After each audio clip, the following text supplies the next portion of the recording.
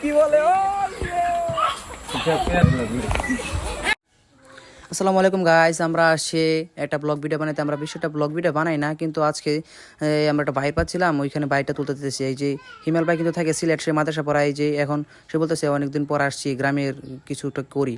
তারপরে বাইকটা তুললাম, ওই মাইক্রো মাছগুলো দেখার পর আমরা অনেক আনন্দ করতেছি। যে হিমেল ভাই কিন্তু সে কিন্তু অনেক আনন্দ করতেছে, সে বেশি একটা এসব দেখে না, তো দেখে সে অনেক আনন্দ করতেছে। তারপর আমরা সামনে আরেকটা বাইরে ছিল, সেই বাইকটা তুললাম।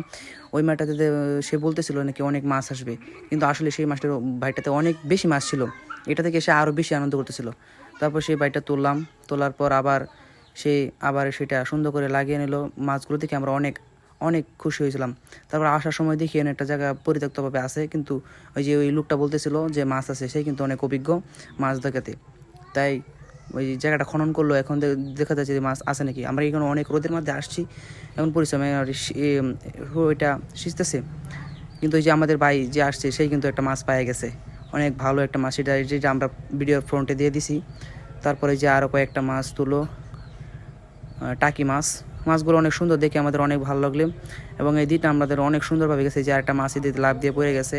আমরা অনেক মজা করছি আজকে দিনটা। ওই কিছুক্ষণ আগে আবার ভর্তা করে খেলাম, অনেক মজা করলাম দিনটা। বাড়ি চলে যেতেছি। ভিডিওটা ভালো লাগে সবাই লাইক করবেন, গ্রামের ঐতিহ্যবাহী জিনিসগুলো আরও যদি। তো আজকের মতো আমাদের ব্লগ শেষ। আসসালামু আলাইকুম।